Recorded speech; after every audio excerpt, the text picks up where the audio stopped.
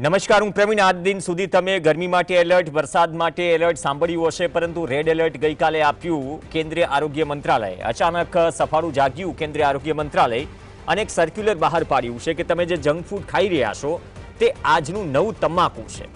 એવું ના સમજતા ઇન્સ્ટન્ટ 2 મિનિટમાં બનતું જંક ફૂડ તમને ઇન્સ્ટન્ટ એનર્જી આપી દેશે, પરંતુ તમને પથારીએ સુવડાવી પણ દેશે અને ખર્ચ આજકાલ કેટલો મોંઘો છે એ સામાન્ય વર્ગ જાણે છે. 12 મહિનાનું બજેટ ખોરવાઈ જાય એ પ્રકારની સ્થિતિ હોય છે. હવે જંક ફૂડ આ કોઈ નવો વિષય નથી, એનાથી નુકસાની થાય છે એ પણ જગ જાહેર છે. પણ જો કેન્દ્રીય આરોગ્ય મંત્રાલય આ અંગે એક માર્ગદર્શિકા જાહેર કરે અને એમ કહે કે જે કંઈ પણ તમે ખાવ છો, તળેલું હોય કે પછી ખાંડવાળું, જેમાં ખાંડ વધુ છે, સમોસા તો ખાધા જ હશે, ચા તો 10-12 થઈ જતી જશે, 3-4 તો મિનિમમ થઈ જાય છે, અમને પણ થઈ જાય છે. પણ ખાંડથી લઈ તળેલી જે વસ્તુઓ છે, જે જંક ફૂડ છે, તેમાં હવેથી તમને સ્ટીકર જોવા મળશે. આપણે ડીપ ફ્રાયથી માંડીને બધી જ વસ્તુઓ અત્યાર સુધી આરોગતા આવ્યા છીએ. ઇન્સ્ટન્ટ જમાનો છે, શનિ રવિ તો ઘરે રસોડું પણ નથી બનતું અને કલ્ચર બની ગયું છે કે શનિવારે ક્યાં જવું છે. જે ચટાકા પટાકામાં જીભને સારું લાગે ત્યાં વીકેન્ડમાં જવાય, એ પ્રકારની કદાચ માનસિકતા શહેરોમાં પણ બની ગઈ છે. ખબર છે કે માયોનીઝથી માંડીને પામોલિન તેલમાં બનેલી વસ્તુથી માંડીને બધી જ વસ્તુની શું હાલત છે. અને આ પ્રકારની સ્થિતિમાં જો આરોગ્ય સંસ્થા, કાફેટેરિયા, રેસ્ટોરાં, આ તમામ હોટલોમાં એક જો ચેતવણી લખવામાં આવે, જે રીતે સિગરેટના પોકેટ પર લખવામાં આવે છે કે કઈ પ્રોડક્ટમાં કેટલું તેલ છે અને કઈ પ્રોડક્ટમાં કેટલી શુગર છે, એટલે કે ખાંડ છે, અને હાનિકારક છે. તમે વડાપાઉં, બર્ગર, પકોડા, ચા, બિસ્કિટ, જલેબી, સમોસા, આ તમામ ખાદ્ય વસ્તુઓ સ્વાસ્થ્ય માટે હાનિકારક છે, ઓફિશિયલી સ્વાસ્થ્ય મંત્રાલયે કહ્યું છે. એનું કારણ એ પણ છે કેમ કે હમણાં સરકાર કાર્યક્રમ પણ ચલાવી રહી છે. સમોસા સિવાય ગ્રાફિક્સ આવી ગયા હોય તો ચલાવી. તો સરકાર કહી રહી છે કે સ્થૂળતાની સમસ્યા ઘટાડવા માટે અથવા તો આ સમસ્યા લડવા માટે આપણે ડ્રાઈવ ચલાવીએ. એ સ્થૂળતા શું માનસિકતામાં આવી ગઈ છે? કેમ કે 2021ના પ્રમાણે ભારતમાં 18 કરોડ લોકો સ્થૂળતાથી પીડિત હતા અને અંદાજ બાંધવામાં આવ્યો છે કે આવનાર સમયમાં 44.5 કરોડથી વધુ લોકો સ્થૂળતાથી પીડિત હશે. આપણે અહીંયા કહેવત છે ને કે થોડી સ્થૂળતા હોય તો એમ કહેવાય કે સુખી સંપન્ન પરિવારમાંથી આવે છે. પણ જ્યારે તકલીફો થાય ત્યારે ખબર પડે કે વજન ઘટાડવું જરૂરી છે. અને દર 5 વ્યક્તિએ શહેરમાં 1 વ્યક્તિ સ્થૂળતાનો શિકાર છે. આ બધી જ વસ્તુઓ શું માનસિકતા ઉપર ડિપેન્ડ કરે છે? કેમ કે મીઠુંની પણ વાત કરીએ, દૈનિક જરૂરિયાત મીઠું આરોગવાની 5 ગ્રામની હોય છે, પણ શહેરી વિસ્તારોમાં ભારતમાં 9.2 ગ્રામ જેટલું મીઠું આરોગે છે. અને વધારે પડતું મીઠું આરોગવું એ પણ સ્વાસ્થ્ય માટે હાનિકારક. તો એલર્ટ આપ્યું છે. એલર્ટ આપણને બધાને ખબર છે અને સાથે જ એવું નથી કે ખાવા પર પ્રતિબંધ છે, નિષ્ણાંતો કહી રહ્યા છે, પણ તેને સમજી વિચારીને ખાવું જોઈએ. આપણી સાથે ડૉક્ટર હર્ષ શાહ જોડાશે, જે પબ્લિક હેલ્થના એક્સપર્ટ છે. શાહ સાહેબ, આપનું સ્વાગત છે. સાહેબ, આ નવા પ્રકારનું રેડ એલર્ટ, અને રેડ એલર્ટ વિશે આપણે સૌને જ્ઞાન છે જ, છતાંય બધું ચાલી રહેવું છે. એ વાત માત્ર સમોસાની નથી, પણ જ્યારે કેન્દ્રીય આરોગ્ય મંત્રાલય એક સર્ક્યુલર બહાર પાડે કે હવે તમે રેસ્ટોરાંથી, કાફેટેરિયાથી માંડીને દરેક સંસ્થાઓમાં તમારે મેન્શન કરવું પડશે, સિગરેટના પાકીટ ઉપર કે પછી તંબાકુ ઉપર પણ લખાય છે. શું આ જે કહેવામાં આવ્યું છે નિષ્ણાંતો દ્વારા, આ આજના સમયનું નવું તમાકુ છે? એને તમારે ગંભીરતાથી લેવું પડશે. અને એક નિષ્ણાંતો એમ પણ કહ્યું કે હજુ તો આ શરૂઆત છે. આવનાર સમયમાં તમને આ પ્રકારની જે ખાદ્ય વસ્તુઓ છે, જે હાનિકારક હોય છે માનવ શરીર માટે, તેના લેબલિંગ પણ એ જ પ્રકારના હશે જે રીતે સિગારેટથી માંડીને તંબાકુના હોય. કઈ રીતે જોઈ રહ્યા છો આપ આ સર્ક્યુલરને? નમસ્તે. સાચી વાત કહું તો આ સર્ક્યુલર અત્યારના સમયની એક જરૂરિયાત છે. જે રીતે ભારતમાં જે કેસ વધી રહ્યા છે, ડાયાબિટીસ, હાઇપરટેન્શન, હવે આપણે જોઈ રહ્યા છીએ કે ઘણા બધા લાઇફસ્ટાઇલ કેસ પણ વધારી છે, જેમ કે સડન ડેથના પણ કેસ આવે છે. એટલે લાઇફસ્ટાઇલ ડિસઓર્ડર્સ જે થઈ રહ્યા છે એને રોકવા માટે તાત્કાલિક પગલાં લેવા ખૂબ જ અગત્યનું. અત્યારનું જે સર્ક્યુલર છે એ આરોગ્ય સંસ્થા અને આરોગ્ય યુનિવર્સિટીઝ માટે જે અ, સંસ્થાઓ કામ કરી રહી છે તેના કેફેટેરિયામાં અને એ જગ્યાએ એ લોકોએ આવી નોટિસ લગાવવાની છે કે ભાઈ આ ફૂડમાં ઇન્ગ્રેડિયન્ટ હશે અને આનાથી વધારેમાં જોખમ થઈ શકે. એટલે અત્યારે જે વાત કરી રહ્યા છીએ કે આવી ઇમ્પોર્ટન્સ ઇન્ફોર્મેશન ડિસેમિનેટ કરવામાં એટલે લોકો સુધી પહોંચવા માટે અત્યારનો સમય બહુ જ વ્યાજબી છે. આનાથી એ પણ વસ્તુ કહેવામાં આવે છે કે એને બેન કરવાની વાત નથી કરતા, પણ પ્રમાણસર એનો ઉપયોગ થાય અને પ્રમાણસર એની રીતથી બને. કારણ કે અત્યારે જે રીતે આપણે જોઈએ છીએ કે એક સામાન્ય ખાવાની વસ્તુ લેવા જઈએ તેની ઇન્ગ્રેડિયન્ટ કમ્પલસરી થતા જાય છે, પણ જે છૂટક વસ્તુઓ છે, જે છૂટક ખોરાક છે કે જે લારી પર મળે છે કે જે આપણને કેફેટેરિયામાં મળે છે એમાં ક્યારે કેલરીઝ કેટલી હોય છે, કઈ વસ્તુઓ ઇન્ગ્રેડિયન્ટ હોય છે એ ઇન્ફોર્મેશન નથી હોતી. એટલે આ એક બહુ આવકારદાયી પગલું છે જો એનું ઇમ્પ્લિમેન્ટેશન એટલે અમલવારી એની સરખી રીતે થઈ શકે તો આ સિગરેટ કરતા પણ અત્યારે ખતરનાક જઈ રહ્યું છે. જે રીતે મૃત્યુદર અને જે રીતે હાઇપરટેન્શન, ડાયાબિટીસ, હૃદયની બીમારીઓ વધી રહી છે. એટલે હું એવું માનું છું કે આનું એક વ્યક્તિ તરીકે, એક સમાજ તરીકે અને એક સિસ્ટમ તરીકે આનો મેક્સિમમ ઉપયોગ કરી શકીએ અને લોકોમાં અવેરનેસ પેદા કરી શકીએ એ આપણે વિચારવું જોઈએ. જમવાના પ્રતિબંધમાં કરતા જેમ તમે જ કીધું મને કે 5 ગ્રામ મીઠું કરીએ કે આજકાલની લાઈફસ્ટાઈલની વાત કરીએ, લાઈફસ્ટાઈલ અત્યારે બહુ જ અલગ થઈ ગઈ છે જે પહેલા થતી હતી. એટલે હવે બહારનું ખાવાનું કોમન વસ્તુ થઈ ગઈ છે. તેમ શનિ રવિના રસોડા બંધ થઈ ગયા, બહુ સાચી વાત છે, આપણા લોકોના ઘરમાં જ જોવા મળે છે. પણ જે રીતે આ કેસીસ વધી રહ્યા છે એ રીતે આને રોકવા માટેનું અને એક અવેરનેસ જનરેટ કરવા માટેનું આ એક અગત્યનું પગલું છે. એક માઇન્ડસેટ વાળી એટલું વાત જ પણ છે કહીશ. ને સાહેબ, આમાં એક માઇન્ડસેટ વાળી વાત પણ છે કે જે મેં કીધું કે શનિ રવિ રસોડું બંધ હોય. બીજી વાત કે દિલીપ પાવલંકર સાહેબ સાથે વાત થઈ, એ પણ જોડાવાના હતા પણ તે ટ્રાવેલિંગ કરી રહ્યા હતા. એને એક મને એક સરસ ઉદાહરણ ટાંક્યું કે અમે જ્યારે અમદાવાદમાં રહેતા CN વિદ્યાલય ચાલીને ભણવા જતા, પછી ધીમે ધીમે સાયકલ આવી, સાચી વાત. ત્યારે પિતાજીને ખબર ન હતી કે અમારી સુરક્ષા, એની કોઈ ચિંતા નહોતી. આજકાલ તમે SG હાઈવે પરથી નીકળો ચાલીને, વાહન લઈને પણ ધ્યાન રાખવું પડે છે. એટલે એ જે ચિંતા છે, એટલે કે જ્યારે ભૌતિક સગવડો વધી ગઈ તો પછી શું એ પ્રકારની માનસિકતા થઈ ગઈ છે કે ભાઈ આપણી પાસે તો ભગવાને બધું આપેલું છે, આપણે ક્યાં આ કરવાની જરૂર છે? અને પછી આપણે જીમમાં જઈએ છીએ, કાર્ડિયો કરીએ છીએ અને સ્ટેપ્સ પણ માપીએ છીએ, કેલેરી કેટલી બર્ન કરી એ પણ માપીએ છીએ. પણ રૂટીનમાં પ્રક્રિયા હોત તો કદાચ જીમના ધંધા આટલા ધમધમતા ન હોત. અને જેમ પણ જે પણ દરેક કન્ટ્રીની વાત કરીએ કે જે અત્યારે પ્રગતિશીલ છે એ દરેક કન્ટ્રીમાં પણ જોવા જઈએ તો જ્યારે ભૌતિક સુવિધાઓ વધી છે ત્યારે માણસના લાઈફસ્ટાઈલ રિલેટેડ રોગનું પ્રમાણ વધી રહ્યું છે. એટલું ભારત જ નહીં પણ દરેક જગ્યાએ જ્યાં ભૌતિક સુવિધાઓ વધી રહી છે ત્યાં અત્યારે મોબાઈલની જ વાત કરીએ, જેમ સાહેબે CN સ્કૂલનું ઉદાહરણ આપ્યું કે જે ચાલીને જતા હતા, એવી રીતે જે અત્યારે મિત્રોને મળવા જતા હતા એની જગ્યાએ આપણે કંઈક રમતા હતા, કંઈક બોડી એક્ટિવિટી કરતા હતા, એ અત્યારે સ્ટોપ કરી અને મોબાઈલ્સના આવ્યા પછી આપણી સોશિયલ મોબિલિટી અને ફિઝિકલ મોબિલિટી બંને, સોશિયલ મોબિલિટી અને ફિઝિકલ મોબિલિટી બિલકુલ ઘટી ગઈ છે. એટલે જે લાઈફસ્ટાઈલની વાત કરીએ, દરેક ઘરમાં વ્હીકલ્સ હશે જ, ગાડી ના હોય તો 2 વ્હીલર્સ હશે. એટલે જે આપણે જવાની વાત કરતા હતા, ચાલવાની વાત કરતા હતા, જે રૂટીન આપણી કેલેરી બર્ન્સ થતી હતી એ બધી સ્ટોપ થઈ ગઈ. અને એના લીધે હવે જે કન્ઝપ્શન છે, જે ખોરાક છે, જે જેબ છે આપણી, એ તો આપણે જઠેરને જ્યાં સુધી ફારે ત્યાં સુધી આપણે જતા જઈએ. અને વાનગીઓમાં તમને વાત કરીએ તો તમે જોશો કે સોશિયલ મીડિયા પર જોઈએ છીએ ને તો સૌથી વધારે રીલ્સ પણ હોય છે. નવા રેસ્ટોરન્ટ ખુલ્યા હોય કે નવી જગ્યાઓ ખુલી હોય ને એમાં પણ રીલ્સ અત્યારે બનતા જાય છે. એટલે ઘણી બધી વસ્તુઓમાં તમે જોશો તો ભૌતિક સુવિધા અને આપણી માનસિકતા એ બંનેના લીધે આ પરિવર્તન આવી ગયું છે. અને જે રોગો કહેવાય, જે શરીરની અંદરના જ રોગો છે, આ કોઈ બહારથી રોગ નથી આવતો.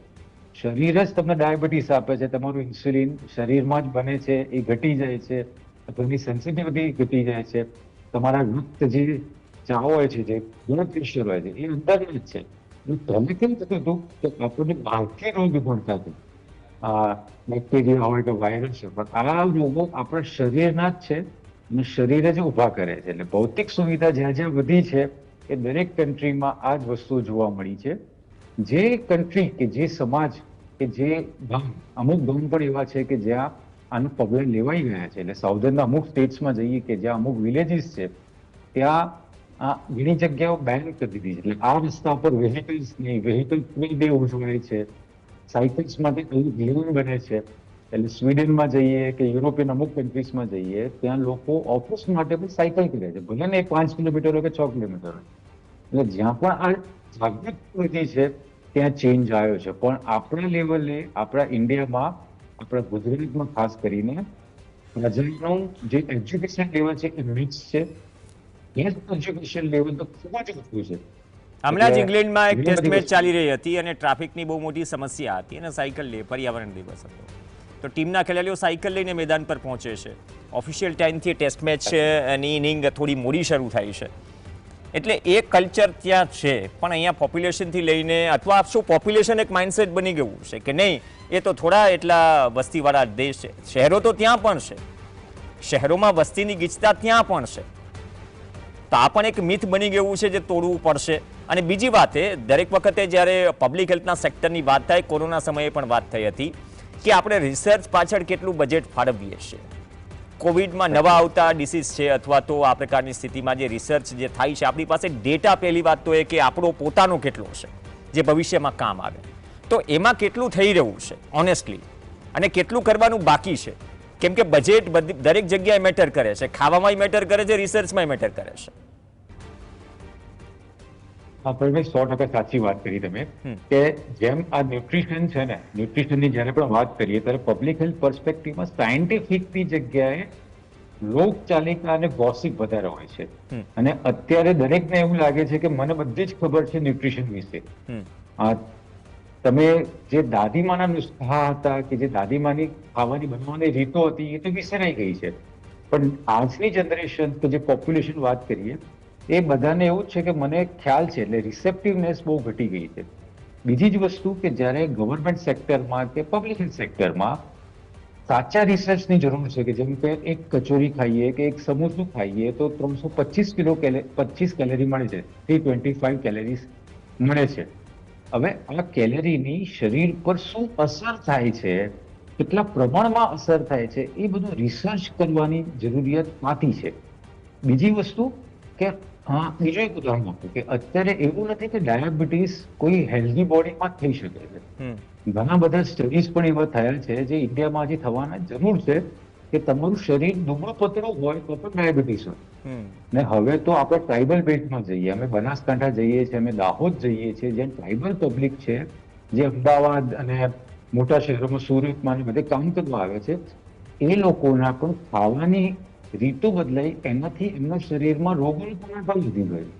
એટલે જે વસ્તુ આપણે વિચારતા હતા કે આદિવાસી કે ટ્રાઇબલ્સ હોય જે આટલું મજૂરી કરતો હોય અને ડાયાબિટીસ કે હાઇપરટેન્શન ના હોય, પણ એમ પણ હવે જોવા મળે છે.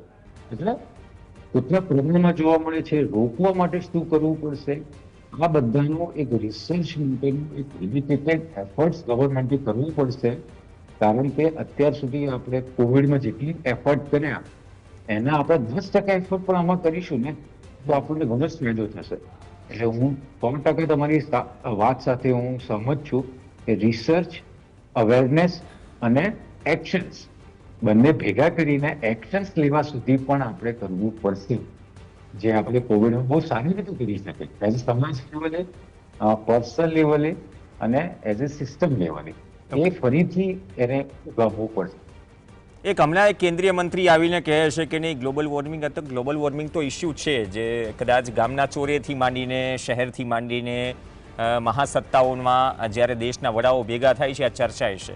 હમણાં આપણા દેશના કેન્દ્રીય મંત્રી આવીને કહ્યું કે ભવિષ્યમાં જે એર કન્ડિશનર જે છે એનું ટેમ્પરેચર 22થી નીચે નહીં રાખવાનું. એટલે એના રિએક્શન શું આવ્યા એ બીજા નંબરની વાત છે. 4 દિવસ પછી એને ઘટના તો કે ના, હમણાં એ સ્થિતિ નથી, આપણે ભવિષ્યમાં વિચારશું.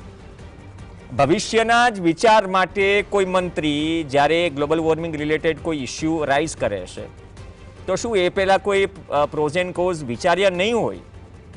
કેમ કે કેન્દ્ર સરકારના કોઈ મંત્રી, એ પબ્લિક હેલ્થ સાથે જોડાયેલો ઇસ્યુ છે, જે રીતે ગરમી વધી રહી છે, જે રીતે વરસાદ વધી રહ્યો છે, તો આ જે ઇમ્પ્લિમેન્ટેશનવાળી વાત જે છે એ આપણે ભવિષ્યમાં કરીશું. તો શું આપણી તૈયારીઓ નથી હોતી અથવા તૈયારીઓ વધારે સખ્ત કરવી પડશે, એ પણ એક શું સંદેશ જાય છે?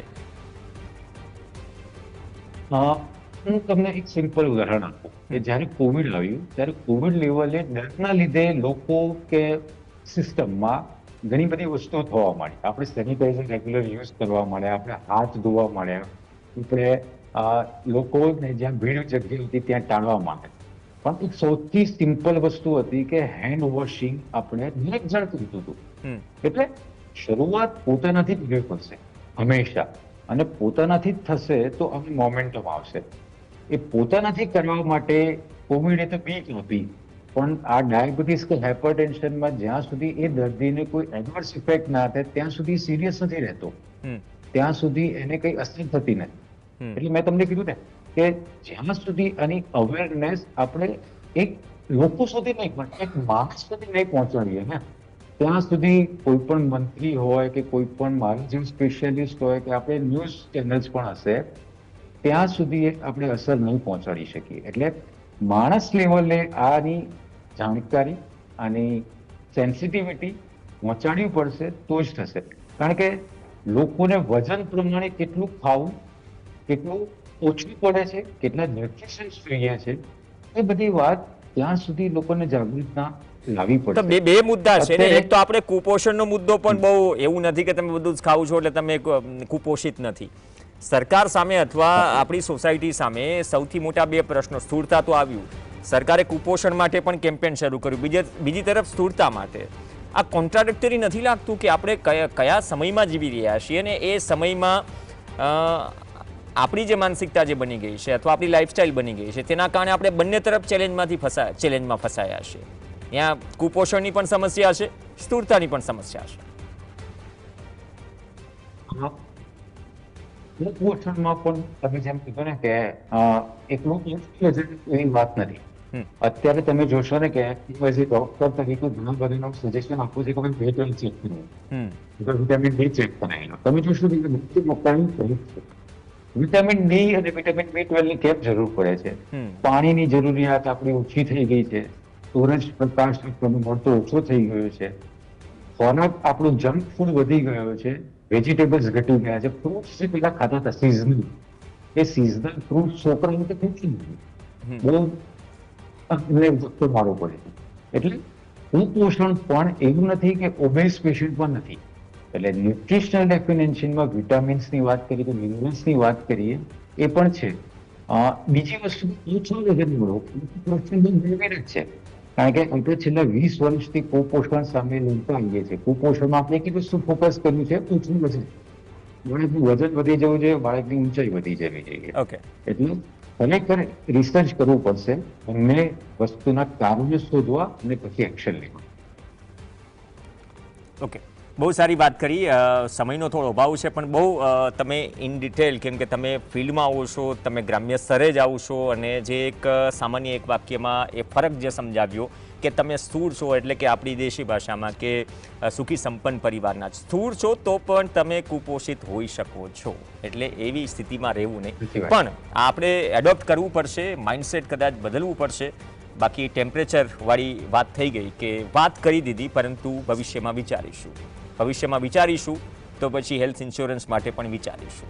ચલો, સરકારે તો આદેશ કર્યો અને એની ઇમ્પ્લિમેન્ટેશન કેટલું થાય છે, લોકો કઈ રીતે લે છે એ જનતા સુધી પહોંચાડીએ, કેમ કે આજે જનતાને દરેક ઘરને સ્પર્શતો આ મુદ્દો હતો અને એટલા માટે જ ડૉક્ટર હર્ષભાઈ શાહ જે આપણી સાથે જોડાયા, એનાથી બેટર કદાચ કોઈ ન હોઈ શકે. પબ્લિક હેલ્થમાં ઘણા બધા નામો છે અને જમીન પર કામ કરતા નામોમાંથી એક છે. તો અમારો પ્રયાસ હતો કે આ મુદ્દો લોકો સુધી પહોંચે, જેમાંથી કંઈક નવી વસ્તુ અથવા તો આપણના સારા માટેની વસ્તુ આપણને મળે. ધન્યવાદ ડૉક્ટર હર્ષભાઈ શાહ, ચર્ચામાં જોડાયા. આ સાથે ચર્ચામાં હાલ બસ આટલું જ. નમસ્કાર.